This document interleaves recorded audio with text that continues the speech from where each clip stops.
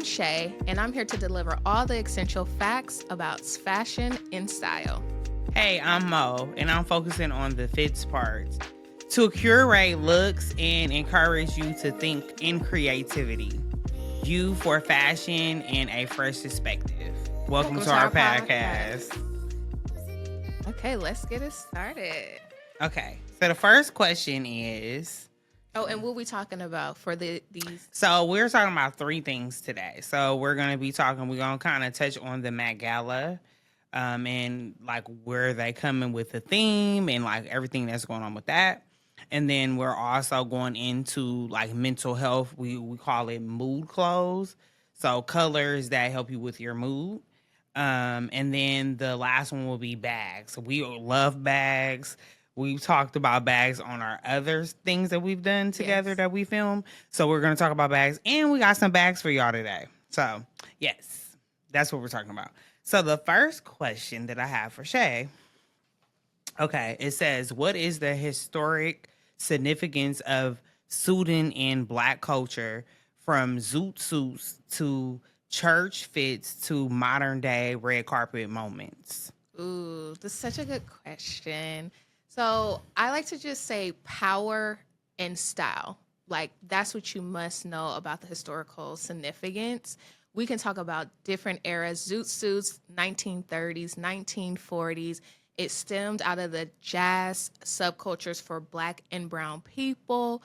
It was a statement to say, I'm here when it was a time where Black presence, brown presence was being oppressed. So it was huge in that community. And then you get into the civil rights. Let's talk about Martin Luther King Jr., the Freedom Riders. They were wearing suits because they wanted to demand that visual respect of how you're going to treat me. So it is, whatever era we're in, it's always huge. And we can even get into, you mentioned church. Church, it really came out of post-slavery where it showed freedom and it showed dignity. So we dressed up, and especially the church mothers, they had the big hats.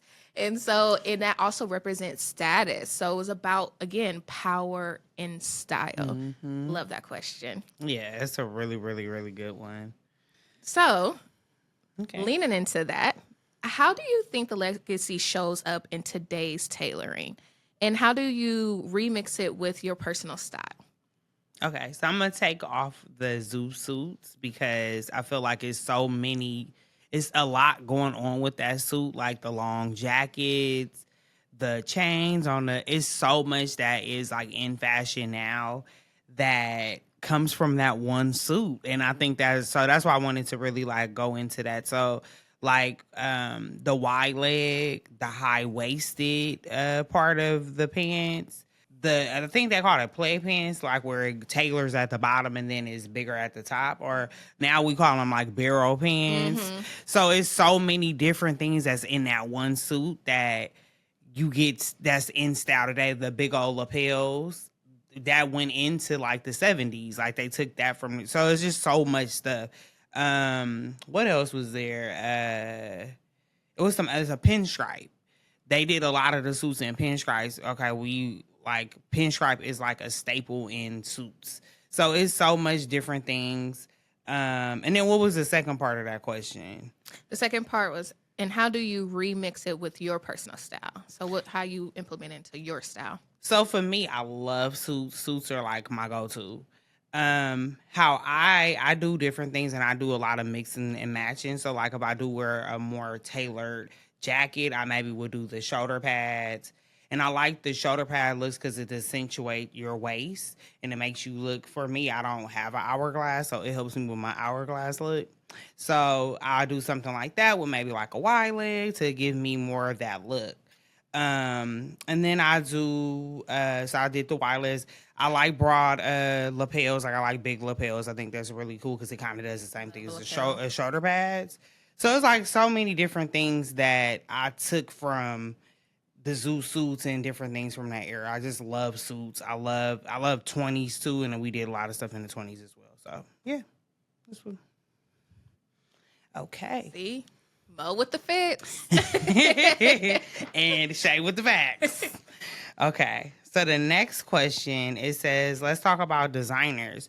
Who are black tailors and fashion houses that should have more shine in the fashion like industry? I want to say all of them, but I'm just gonna name three that come top of mind: Sergio Hudson, Laquan Smith, Kirby John Raymond, aka Pyre Moss. Those three, they kind of got their start in 2013. And so they have made their name in the fashion industry, but they don't still get a lot of the credit they deserve. Sergio Hudson dresses Beyonce. Michelle Obama's plum suit for the 2021 inauguration, that was Sergio Hudson. People don't talk about that. People don't know that. And he's all about like bold, elegant sophistication. Laquan Smith is really about sex, like not sex appeal, but it's very sexy and kind of rebuilding what that means. And then you have, what was the other one? Oh, sorry, Kirby John Raymond, Pyre Moss. He's all about activism and really advocating for Black people. And he uses his fashion to do storytelling. So a lot of his art shows are almost like these art installations. It's really cool. And again, like these three people are making their mark in the industry, but they're not, to me, common household names. We need them to be common household names because they are doing their things amongst other Black designers, Black fashion houses. So shout out to them. That's awesome. And I'm going to have to look into that because I don't even know some of those names. So, yeah. So, Mo, if you could pull one look from any of them, what would you wear it for and how would you make it your own? But being that you are now going to discover who they are, let's just pick a Black designer that you admire and what would be a look that you will pull from them? Okay, so we are definitely, a lot of these questions are coming from for the Met Gala because we're going to do a content day as well to surprise you guys with that. But I was researching. A lot of this stuff is all like research, and we finding out all these things. So I pulled up. His name is Terry Castro, and he's a visionary like a jewelry designer. And I picked him because his jewelry is a work of art. And for me, I love black. I got a black blazer on. But I feel like with jewelry, it speaks so much volume when you wear the color black. And his work was just like you going into an exhibit and seeing all his cool pieces, different colors, different metals and all that stuff. So I picked him. A lot of his work has that gothic type of feel, which is one of my favorite things to go into. As you see my style over the years, like I do like that type of look. Yeah, and he's been in the game for a very long time. The name of his brand is called Castro New York or Castro NYC. But yeah, like the deep colors, how he played with so much artwork in his work is like amazing. So please look him up. He's awesome, and he definitely needs more shine for real. Like, yeah, I love him. You should look him up. I am because you just put me on the someone. So we got some homework to do. Okay. So third question in the Met Gala group. Okay. The Met Gala theme always tell a story. How do you think Black fashion narrates, gets overlooked, and celebrate at the Met Gala? First and foremost, Black fashion influences everything. I love Black fashion. However, I think that there's still not a huge representation of Black fashion at the Met Gala. You tend to see a lot of Blackness aesthetic, but you don't really see it showcasing in the storytelling or being credited. Mm-hmm. And you had themes like camp and the heavenly body themes for Met Gala. And though you saw these references to Black fashion, again, it just really wasn't talked about. Mainstream media coverage just missed that mark. But I do see they're trying to get there, like with Rihanna and the Pope look. I mean, that was Mm-hmm. such a powerful statement. And Mm-hmm. it's one of my favorite Met Gala looks. And I love that they had Rihanna pull that off. Mm-hmm. But then you also have like black stylists like Law Roach styling Zendaya and Cardi B pulling from black designers on the carpet. So you see the Met Gala trying to bring black fashion to the forefront, but there's still a lot of work to do. A lot to work. That is like a true state. I was just watching something earlier when she was talking about on TikTok, she was talking about the bondings and how now it's a thing with white women, they're wearing bondings, but how like they wouldn't allow us to wear our natural hair when we had it in like the beautiful afros and all that. And so they didn't like that shine of black women. And so they took that from them by putting bonnets on their head. And it was so interesting because they yet again kept setting trends. They started putting jewels and different cool feathers, different cool things on their bonnets to make it cool. And then they didn't like it. And then they start wearing them. And so now, yet today, we're still setting trends, and now they're wearing them. So a lot of fashion, like a lot of the fashion is black fashion, and it's just so crazy that now Met Gala is like starting to give us our flowers because we definitely deserve them. So I'm excited that this is happening. So yeah. And I love that you brought that up about the Venice because it goes into, which is a huge topic in itself, is cultural appropriation versus cultural appreciation. Yeah. And a lot of times the reason why for black fashion it turns into cultural appropriation when other cultures are doing it is because they're not acknowledging Yeah. the history, the foundation of that. And if they did that, that's where you see the cultural appreciation. So I'm glad you brought that up. But I want to say this too. I think we don't mind about anybody loving on what we do. I think we love to share it. I think it's just acknowledge where it comes from and not make it popular because a white woman or another race is making it popular. Like, it really acknowledge where it comes from. And a lot of trends that we are loving today comes from black women. Absolutely. And we are really the trendsetters. So it just needs to be acknowledged. And I love to share. It's a part of life. Fashion is to be shared. Fashion is so awesome. Like when people say, "Oh, they're copying me," that's good because you're setting trends, and that's what we're supposed to. We're supposed to get inspired by other people, but just to give people their flowers. That's all. So yeah, we kind of went on a tangent, but but that's what we do. That's our conversation. So yes, it was a good tangent. Yes. So last question under Black tailoring, and it's for Mo to answer.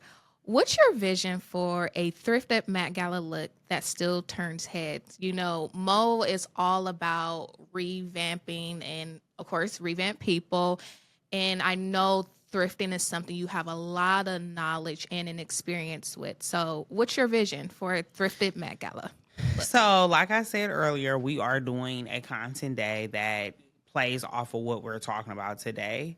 And I'm so excited because we're both going to do like our own thrift days, and we're going to give y'all something special with that, with our content and the editing and everything. But I wanted to play into the zoo suit because I think it's very interesting of what's going on, and I kind of want to kind of mix fashion together, like different styles of fashion. But I'm definitely gonna go right to the suit area, and I'm gonna do some tailoring on some of the things. So go for man suits, and tailor it to myself. And I'm gonna definitely like show kind of how like I revamp it and how I come up with things. I'm gonna show the shopping process and kind of give y'all an insight of my world when I do thrifting. But I would say when you are thrifting, come up with a goal. Go to the sections, go right to, whoever is working there, the sales associate or whoever, and just ask them, okay, where's the suits? Where's this? Where that? And go to those places. And then go shopping through different things so you can find stuff. But you want to go right to where the goal is, because then you end up buying and seeing stuff that takes you off of your vision. So I would say have a plan, write out what you want, draw out what you want, get pictures or do a mood board, and then go from there. So you want to shop in a way with a plan. And then, enjoy the thrift store. But so you won't miss anything or somebody won't pick up your item as well. So I think I'm going to go into the zoo suit and kind of make it more modern and bring it up to like, we already really wearing it. It's just in different ways. The high waisted, the wide legs, the barrel pins. Those are like a take off how the peg leg of the style of it. The shoulder pads and it came back. I know Naked Wardrobe. I've been wearing Naked Wardrobe lately, and they're doing like the big shoulder pad, and it's just amazing. Like it looks so good on you. So yeah, I would say thrift with the plan. Ooh, that could be like a tagline. Thrift with a plan. It's so important when you're shopping in general to have a plan. I know I get that question a lot as a stylist is how do you shop without being overwhelmed? You have to have a plan. You have to. You have to have a plan. You have to.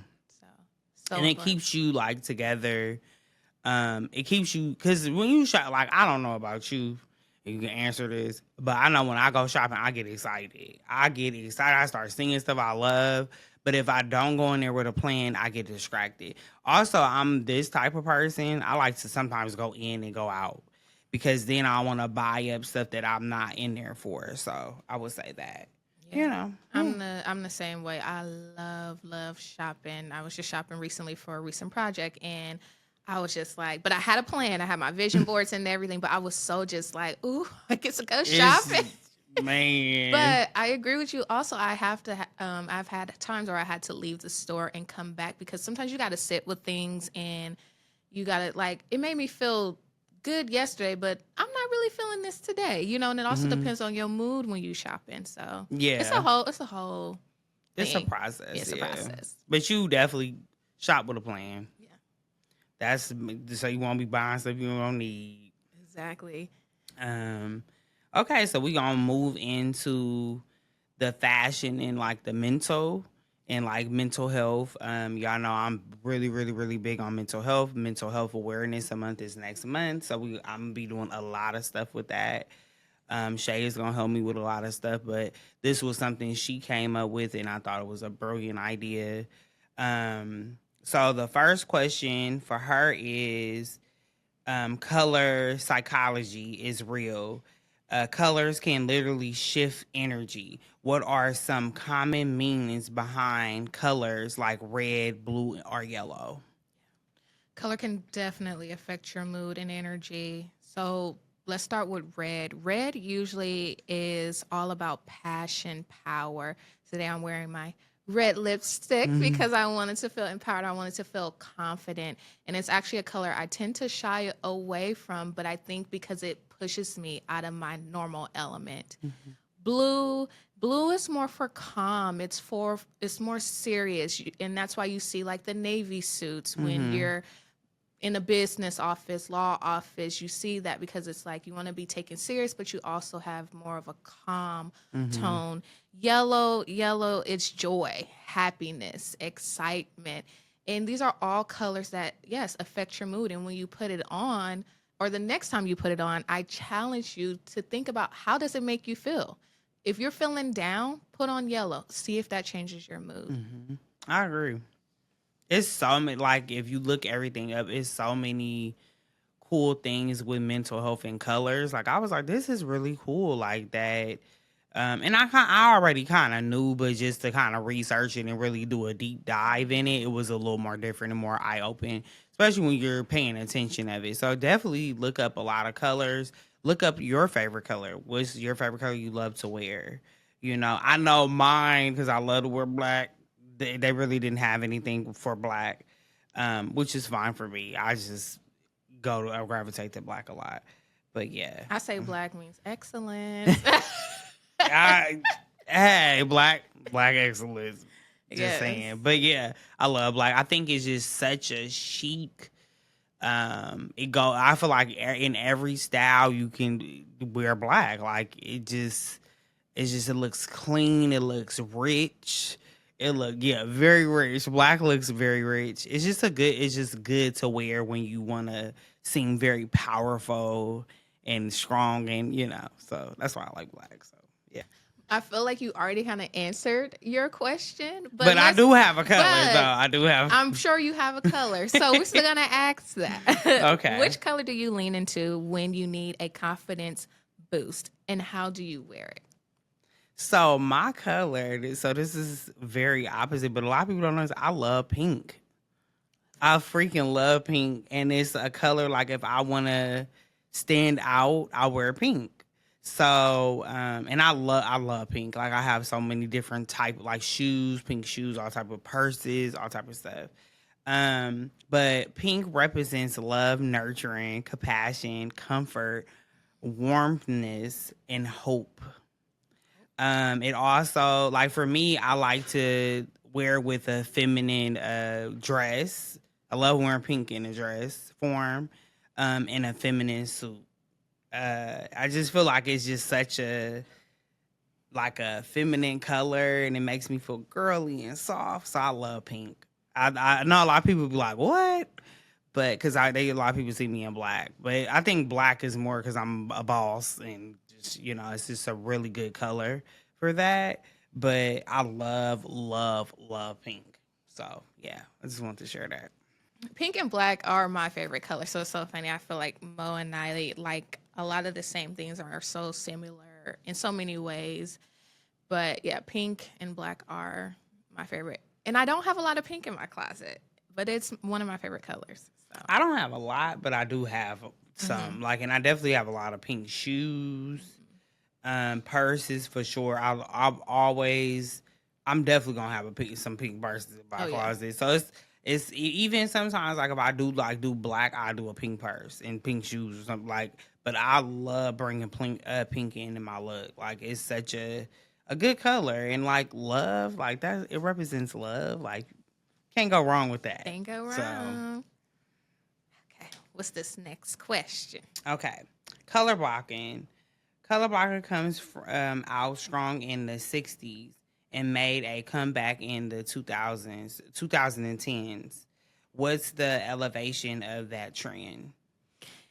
So, color blocking was a way to kind of show confidence. And in the 60s, you saw it be very about mood and geometric with like Yves Saint Laurent and these bold shapes. And then it comes back in the 2010s and it's playful again. You have these like bright combos, statement dresses, and two-tone suits. Now it's really all about proportion. So you see a lot of color blocking with one color, but in different shades. And it's more so to play around with proportion and movement. So you kind of see it goes in and out during these different eras. And it's also about confidence, but sometimes it's more playful, sometimes it's more intentional, like with proportion and movement. Okay. I love I a like good color that. block. Me too. I do. And I do it a lot with like my top and then my bottoms. I do it a lot. Yeah, because you're color blocking. I'm color blocking too. You can't see the bottoms, but I do it a lot. I'm really big on that. So since you do it a lot, walk us through one of your favorite color block looks. What colors did you pair and what mood did it give? And if you don't have one, what can you think of one? Okay, so I have two. So my favorite color block, we're thinking right now, and if I had to color block, it is red and pink. I love red and pink together. Like it is awesome together, and especially if you know how to style it together. Red and pink is awesome. A lot of people think of Valentine's Day, Yeah. but it's a certain type of pink that you can do it. I remember when we went to thrifting, I was a red and pink Oh, dress that too. dress? Yeah. Yes. So red and pink is a really, really good color block. And it's such a powerful meaning behind it. So that I would say those two are something that it's just I will do in my own wardrobe. But this was the one that I really thought that was really cool. Because butter yellow is in right now. It's a it color, and then navy. Navy will always be a color that is like essential. How I was talking about wardrobe capsule. Navy is one of those colors that will never go out of season. It's just a color that's it, but it has so much behind it. So navy can also mean calm, stability, and confidence. It helps with your energy. It's a self-esteem booster. So it's a good color just completely for mental health. And I thought that was really, really awesome, especially for people, like if you think about it, for people in business meetings, a lot of people wear navy. Yes. So just to hear that, I was like, that's like really, really awesome because it has so much meaning behind it. And most of the time, you need to be confident in your meeting to sell to Absolutely. your clients or whoever you're talking to. So navy is a good color to wear if you're trying to own the room. I'm just saying. So, and then butter yellow. So yellow just period. It is happiness. It is energy. It's cheerful. It is focus, motivation. So it's a good color, well-being as well. It is a good color and joy. It is a good color to combine with navy. So, and I think those are like really, really awesome colors to color, like to do a color block with. And you could do like a suit. I would say like a really, really nice suit, and then do like a yellow shell, or you can reverse it. It's always good. Maybe a navy turtleneck, and then the yellow suit. It's just like you can do a purse. You can do like a clutch with a navy like suit and white shell. Like you can do so much stuff with the butter yellow, and I like that it looks good on mostly everybody. Because I would say like a bright yellow does not, but that butter yellow is a really good toning. So we're gonna do some stuff with the color blocking as well for the content day. So yeah, Yes. Looking forward to me too. it. There are cultural relation color associated that stands out to you in fashion? Like, what are the cultural related colors associated? It's so many, but first I'll talk about just in many African cultures, the color red alone, you would see it mean strength or spirituality.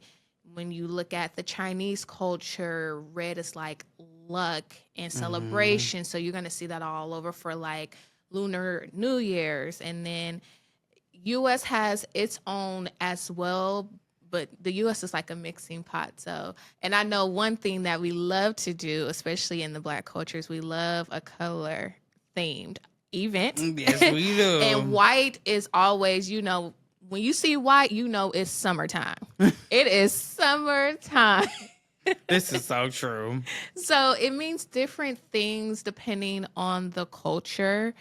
And so those are like the main ones that stand out to me. And I want to continue to really do a deep dive because it's something I haven't really done a huge deep dive in and really understand color across different cultures. Mm-hmm. It's true. Last question, and this is from Mo. How do you use color to express where you're from or how you're feeling? Ooh. So, what color?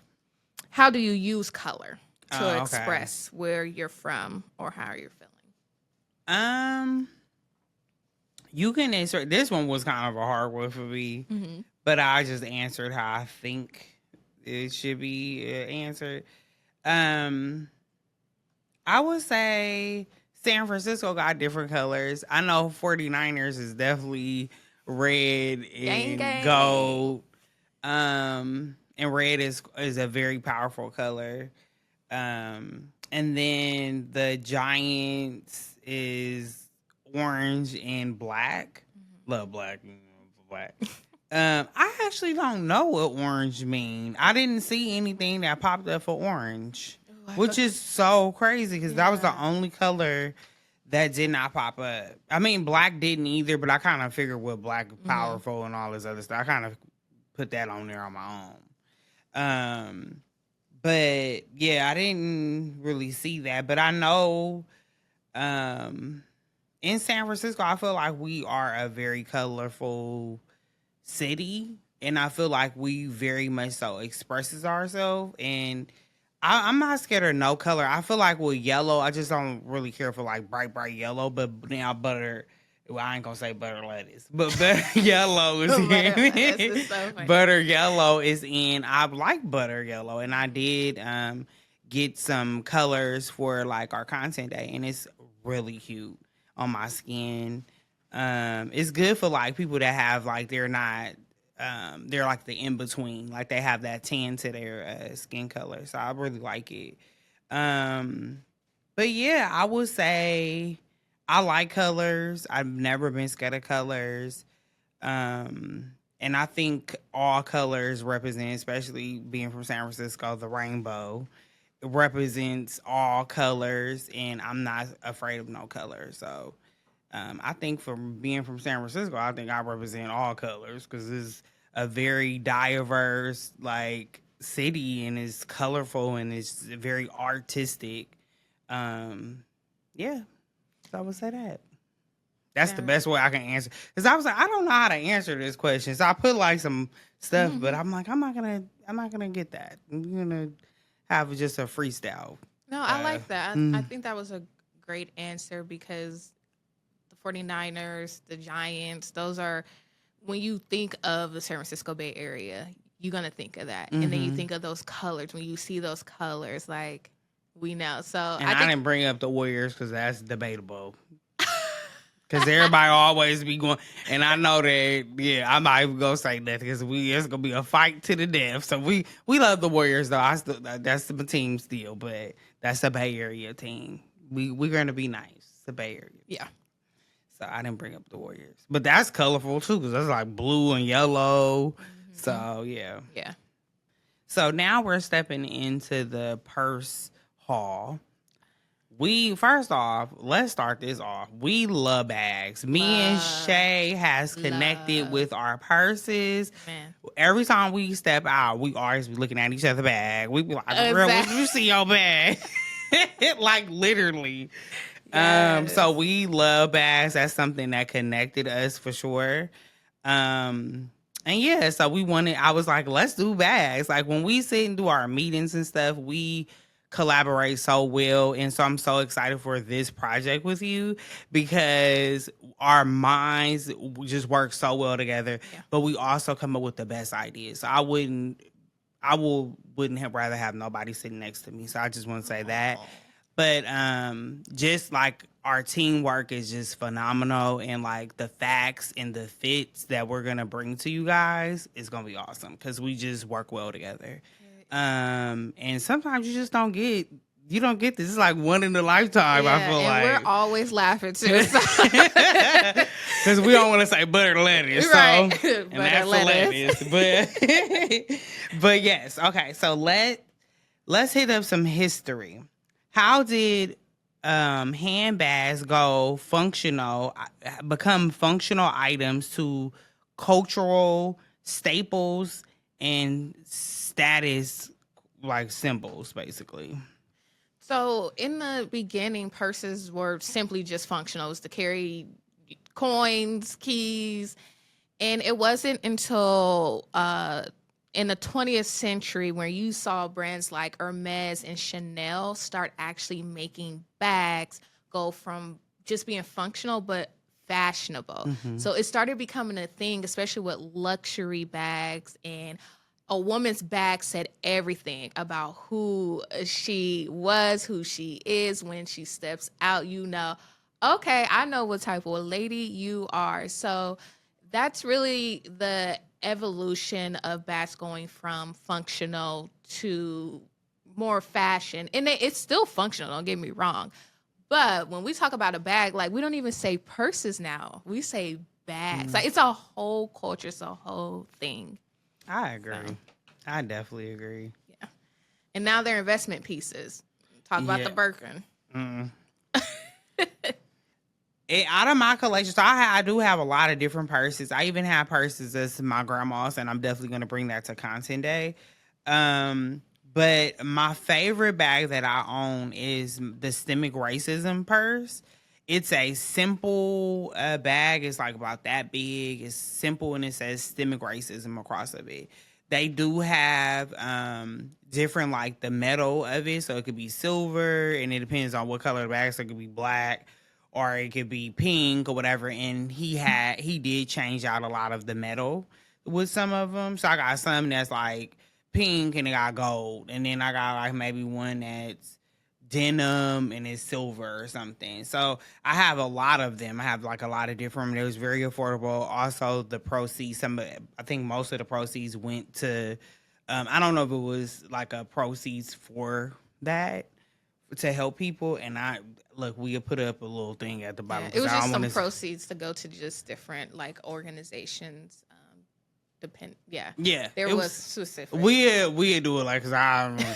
But yes, I love that because it wasn't an expensive bag. But they're really cute and simple, and it could be a handbag or it could be like a strap bag. It could be a strap bag. So I enjoy that. And it's by Brandon Blackwood, a black designer. So I really, really love it. And I also love his bags because I really feel like when those bags start hitting, I feel like his was like the most quality for me, and not to shade anybody, but his was like super, super quality. And so that's my favorite bag. And I believe you could pair it with anything. You could dress it up or down. And I would say, like, for me, if I dress it up, I will hold it. And if I dress it down, I'll put it over my body. I do make it a crossbody purse. But it's so cute because, like, if you go to different, like, events, it's small enough. You can slip your hand right into it. It's a really, really good bag. So I would say, is my favorite bag that I have. And I have all types of colors. So I enjoy that. But, yeah. Yeah, I love that bag, too. I have quite a few colors, too. And of course, Mo have some that I don't have, and I'm like, dang, I should have got. You got something that I don't have either, though, because she got the canvas one. I don't have it. Yeah, I have the denim. I think you like my denim one. I love your. She loved the denim one. Yeah, the denim one was my favorite. I think that was the first one I bought. Yeah, I have like red, purple. Yeah, see, I don't have red or purple. Yeah. See, we're just gonna have to show these bags. We're gonna have to show these bags. I know, y'all want to see them. Okay. So different bag shapes, totes, baguettes, saddlebags, each have their own fashion era. What shape do you think is having a moment right now? I know, at least for me personally, I am still with the micro and minis, and I'm still seeing that really be the top style for bags. But I also see the boxy satchels and the soft crested shape as well. That's coming back. But I don't think so much that there's like that one shape bag that's like on top right now. I really think it's more about the vibe that bags are giving you, like seeing Coach and how they are redeveloping their brand and all their new bags. And it's not even about a shape because a lot of their new bags have different types of shapes. So that's what I would say. But I still think that right now the micro and the minis are still on top. I love me a good micro and a mini. Yeah, me too. Something that barely could fit your lip gloss. I still love it. Because it's just a statement of your, your piece, your fit. Like, it's to just add a little blah, blah, boom. Like, it's not to really care about what you got. You just put a little bit in your car. That's why your phone got all your cars on it. You just put you got your cell phone, your lip gloss, your mirror, maybe use your camera. But, a lot of bags now are staple pieces. They're coming in a room to take over. Absolutely. And I literally got the bag that Carrie had on just like that, the pigeon bag. I love and that bag is so cute because I'm like, I know people like, why is this lady carrying a pigeon? Mind your business, because I'm getting my lip gloss out. Mind your business. And close the pigeon back up. I'm just saying. But that's the statement piece, because people gonna come ask you, what is that? It is a purse. So I love bags that's just unique and just have that like crazy moment. So yeah, that's really cool. I agree with you. So kind of going based off of like my question, which was like, my question of like, I had to answer the different shapes of bags. Is there a particular shape of bag that you like? And if so, is there one you could think of, like how you style that particular shape, elevated, casual, or something expected? So maybe we can just even broaden the question to all your bags. Okay, I would say my favorite shape would be maybe like the rectangle, and I like clutches. Like clutches, I like them because you can Love a stick good them under your. clutch. I love a good clutch. Like you can stick it under, and I'm gonna bring for the content. I'm gonna do my grandma's because hers is huge. It's literally a big old envelope, and it's made out of like wicker or something. Hmm. Yeah, it's like really cool, but and it has like this like bone looking thing. It's not real bone though, but it has like this little thing that looks like a bone. It kind of remind me of Flintstones.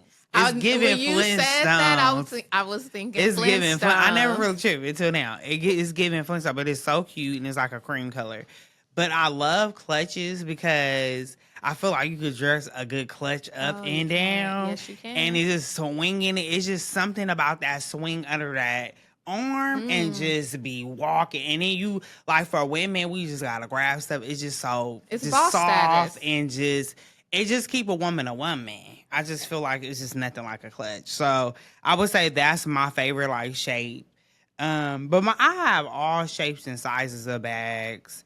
But I will say that's like my go-to. I don't wear clutches all the time because sometimes I'm just super busy and it's just. But if I am going out, that'll be the bag that I go for, or a handle bag, like a little square handle bag.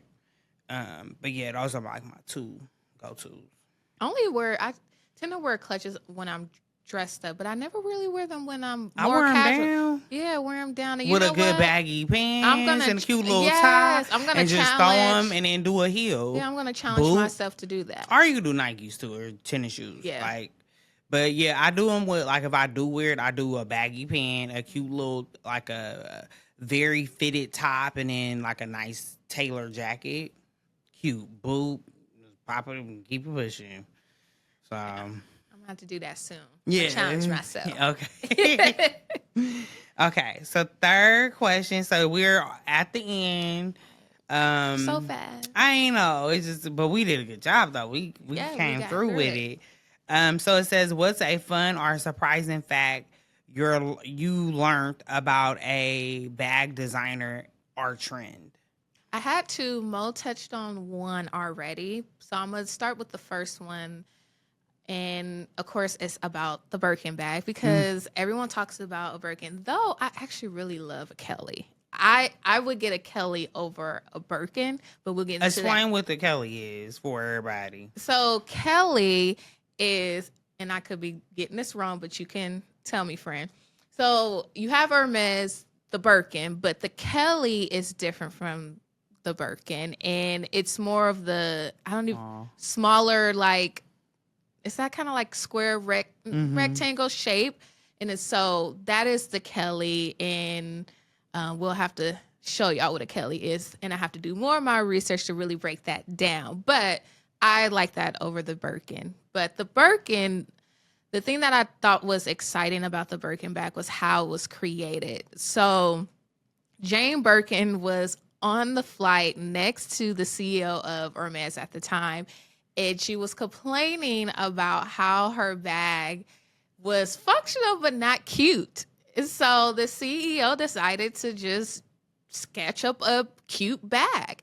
And lo and behold, the Birkin bag was created. Isn't that cool? Mm-hmm. Such a great fact. And I actually did not know that. I didn't know that either. Yeah, so very fun fact. And I'm like, okay, I like that because it has such this. Yeah, when people talk about a Birkin, you know Mm-hmm. a Birkin. So I thought that was cool that it really was kind of developed off of a complaint of like, I need something that's cute. Yeah, and it's So, also a working bag. Like mhm. it's for Yep. people that's in business, Yes. just busy people. Yes. And to go into, well, the second fact was Mo mentioned was about Brendan Blackwood and systemic racism. That was going to be one of my exciting facts to talk about because when it did come out, I was really in awe. The first bag was actually literally only $50. Kim Mm. Kardashian was one of the biggest like endorsers behind it and really showing it on social media, but to see his brand develop from where it Yeah. has. So when you brought that up, I was like, oh, you already touched on it, you Yeah. know? So, Because it was a moment. Like, and yeah, I think a lot of times when people, you know, get to like a status of success, they don't talk about what's really going on with people that's, you know, low class, middle class. Like, they don't really talk about what's going on, and they don't get political. Like, and I think that's important to understand, you know, these things are happening, even if we're succeeding. Like, these are problems, you know, and I love that he put that statement on that bag. It was a cute bag too. And I get compliments from all people with that bag. I had a lady not too long ago. I was in Zara, and she was like, "That's a really good bag," and she was like, "I support it." She was like, "That's a really really good bag." She's like, "Keep wearing it." And I was like, "I sure am," but you know, just to get that people looking at it and just understanding what it means right. is so like powerful. So I'm happy that he did that bag, and I really thank Brandon. Brandon really he has done his thing with handbags, and I'm so proud of him. Oh, yeah. And I'd be so proud to carry every bag versus a Louis Vuitton and versus him. I will carry him any day. So just wanted to say that.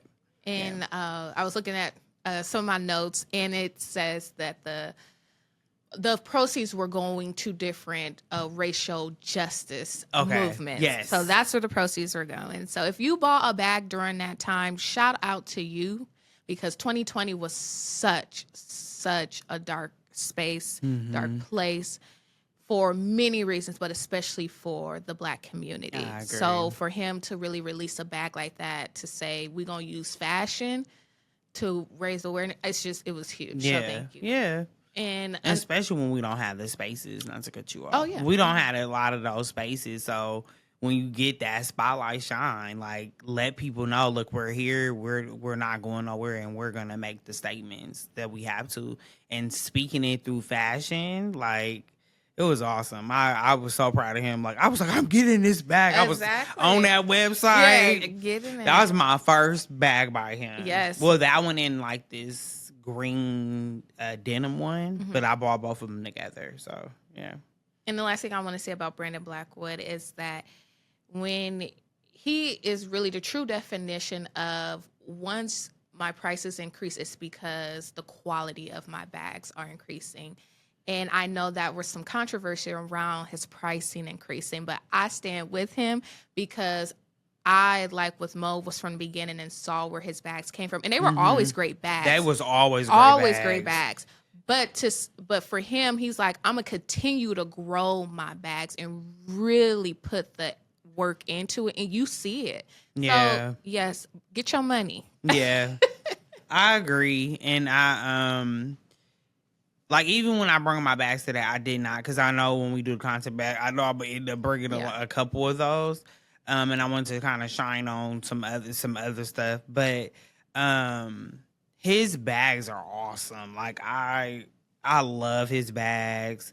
I know a lot of people like, oh, what's that bag? Like, you know, and you can like see his thing, and you know, like, I can tell if any woman wearing his bags, I know his bags.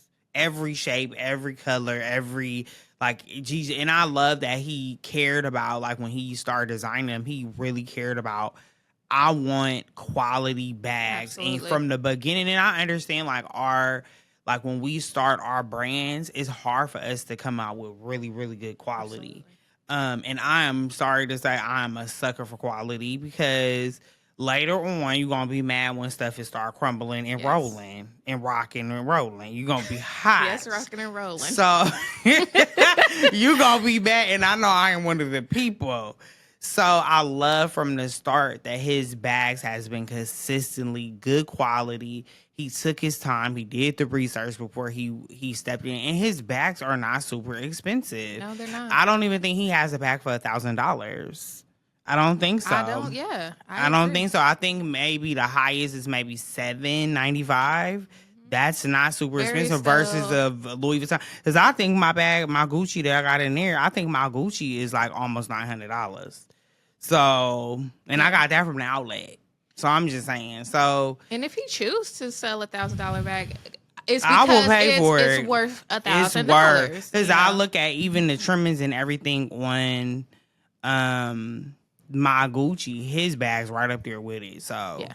yeah, but I do like my Gucci bag though. But I'm just saying, like, he has really, and I like I like fashion. So even when stuff came behind fashion, and I'm sure you can relate to this, you hear stuff, a lot of like racism and all this Absolutely. stuff. But when you love fashion so bad, it's like you kind of gotta, you still buy stuff, you still, because you're so in it and it's such a thing. But when you see Brandon Blackwoods and Telefur and all these different brands come out, you just want to support because it hasn't been a lot of brands by us. So I'm just so happy for people that is making their brands and they're really stepping in the game. So Absolutely. yeah, I love you, Brandon. I love him. Yes, So. as you could tell, we love us some Brandon. We do, because every time we see each other bags, we be like, "Ooh, that's how cute, Brandon." Yeah, okay, come on, Brandon, the Brandon bag. So we're very big fans, and we wear a lot of your bags. We wear a lot of your bags. Yeah, I think the most, because I have all type of bags, but I think the most bags I have is Brandon. So yeah. It's Brandon first for me. The second one is Nathaniel Noir. Yeah, which the name is. The brand name is actually Norex, but and he's so down to earth too. Like he comments on my stuff when I post his bags, but we could get into that in the whole. Yeah, we'll talk about a lot of this in content day. Yeah, because that's gonna be us talking about stuff and then doing it in a different way. So it won't be like more like podcasty, but it'll be our content. So we got Mo and Shay content, and it'll be the podcast in a content form. So I'm excited for that. Very excited. I know y'all excited because I'm excited. Like, because this is something that I really haven't seen. So yeah, we trying to make some different stuff happen. Right, we gonna make it happen. So we're gonna have Mo, close us out with the last question. So if you should collaborate on a bag, what would it look like, and what vibe would it bring to a fit? So if I collaborated, I will collaborate with somebody that does recycle bags. My brand is about recycles things. And when I first started making bags when I was younger and I wanted different things, I would make my purses. So this is like a fun fact about me. So I would love to do a collection of recycled bags with denim. Even Brandon Blackwood, I think my purse from the Stemic Racing, that's a recycled denim. So like you can make awesome, things from like just old bags, and you could take the zipper off. You could do all these different things. So once I knew that I can do those things with like the purses that went bye-bye, they rocked and rolled, they died. They don't have to go to waste. No. You can make something from that and make it into something new. And it's so many different fabrics. You could take stuff from your closet that's old, maybe a Fashion Nova something if you feel like. And this is what my brand does. My brand is about keeping things going. So when I was younger, I would make like a t-shirt and make like a little bag over the body and different things like that, because I wanted to keep stuff going. Also, I didn't have it like that. So to stay in fashion, to stay like new and fresh, I would love to do a collection of recycle bags. Bags are a big thing for me and Shay. So I was like, why not be, so they have different brands that does do it. So I'm gonna just read off.